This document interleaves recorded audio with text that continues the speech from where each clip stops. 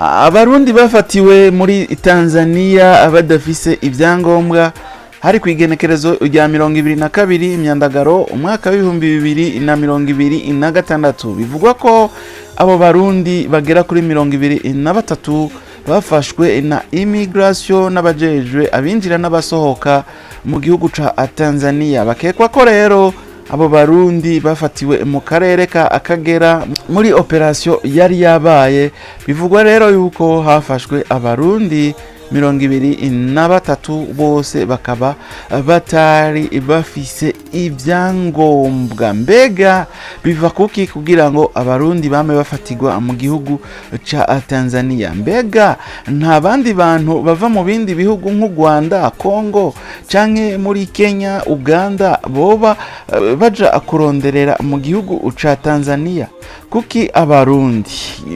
Inkuru tugomba tubasangize mu mwanya.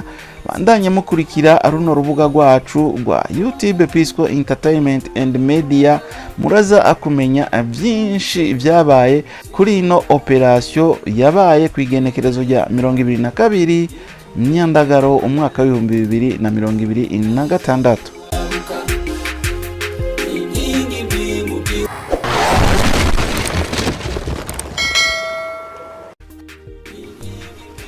Mwiriwe mwaramutse mwebwe mukurikira ibiganiro bica kuri runo rubuga rwacu rwa YouTube Pisco Entertainment and Media.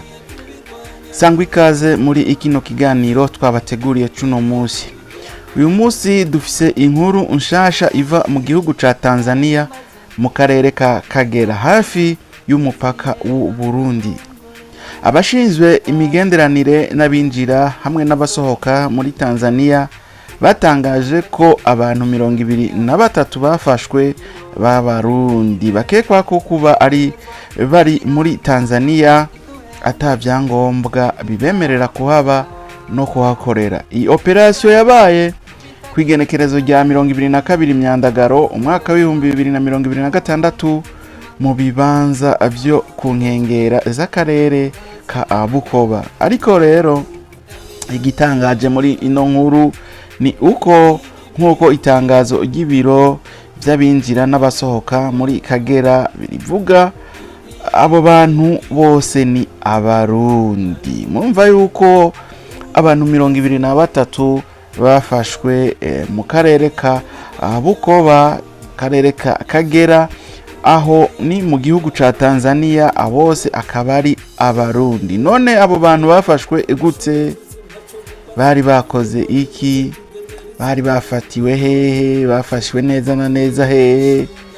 Kandi ni ibiki bishobora kuba kurikirana inyuma yo gufatwa? Reka tubirabire hamwe muri ino nkuru. Ariko ukaba uri mushasha ubonye runo rubuga rwacu rwa YouTube Pisco Entertainment and Media, urahawe ikaze mu kugira subscribe bwinge natwe kugira ngo uzohore ubona ibiganiro bica kuri runo rubuga rwacu rwa YouTube Pisco Entertainment and Media. Usabwa no kugira j'aime canke like kugira ngo uzohore uba mu bambere babonye ibiganiro bica nyene kuri runo rubuga rwacu rwa YouTube Pisco Entertainment and Media. Reka tumira amatega toya turaje tuce tubasangiza ino nkuru mwidonido.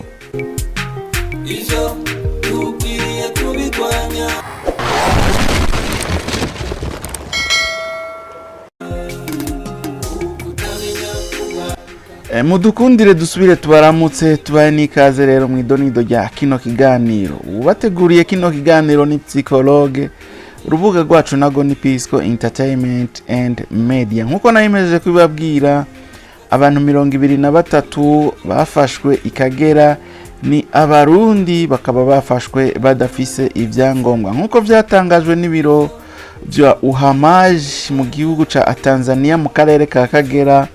Abantu 23 bakekwa ko kuba ari abinjira mu bihugu badafise ivyangombwa bikwije barafashwe. Ivyabaye kwigenekerezo rya 22 Imyandagaro umwaka wa 2026 mu gikorwa cakozwe mu bibanza vyo ku nkengera za Bukoba. Igikorwa cakozwe n'abajejwe abinjira n'abasohoka mu ntumbero yo kugenzura abantu baba canke bakorera mu gihugu ca Tanzania mu karere ka Akagera badafise ivyangombwa.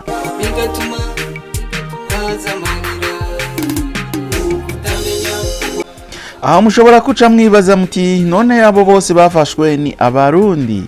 Ikindi kintu gikomeye kuri iyi nkuru ni uko nkuko itangazo rya Uhamaji Tanzania ribivuga, abo bantu 23 bose ni abenegihugu b'igihugu c'u Burundi. Ivyo bituma iyi nkuru iba iy'ingenzi cyane ku Burundi, cyane cyane kubaba hafi y'umupaka wa Tanzania. Ariko turashaka kubibutsa ko kuba umuntu yafashwe n'abajejwe abinjira canke n'abasohoka muri Tanzania bitasobanura ko yamaze kwagirizwa icaha n'urukiko. Abategetsi barabanza gukora amatohoza kugira bamenye neza ikibanza umuntu afise mu gihugu n'ivyangombwa afise.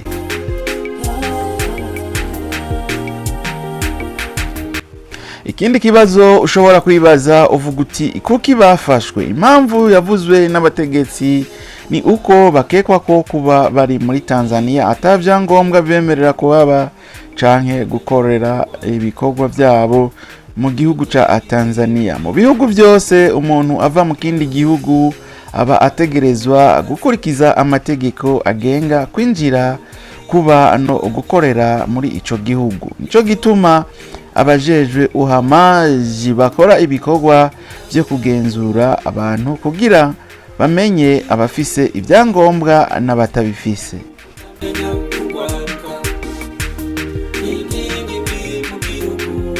Urashaka kumenya neza na neza aho bafatiwe? Abo bantu bafatiwe mu gikorwa cabereye mu bibanza byo kunkengera za Abukoba mu karere ka Akagera. Kagera ni akarere kari mu buraruko bwa Tanzania kandi kari hafi y'ibihugu birimo Uburundi, u Rwanda na Uganda. Kubera ko ako karere kari hafi y'imipaka, ibikorwa bijanye no kugenzura abinjira n'abasohoka birahakorerwa cyane.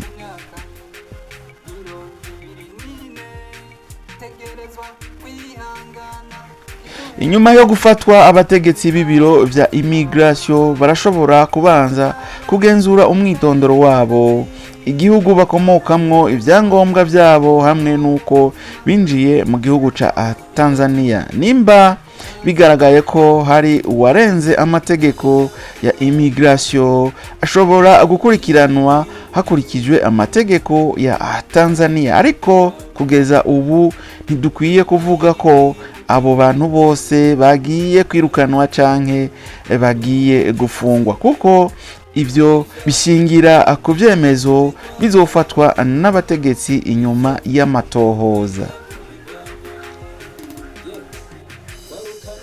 Iyi nkuru kandi irerekana ko abantu baja mu kindi gihugu haba ku kazi, mu budandaji canke ku zindi mvo bikwiye kwitwararika cyane kugira ngo bagire ivyangombwa bemerera kuba muri ico gihugu. Kandi umuntu afise ibibazo c'impapuro ziwe ni vyiza kurondera amakuru ku biro vya immigration imbere yo ko ikibazo kiba.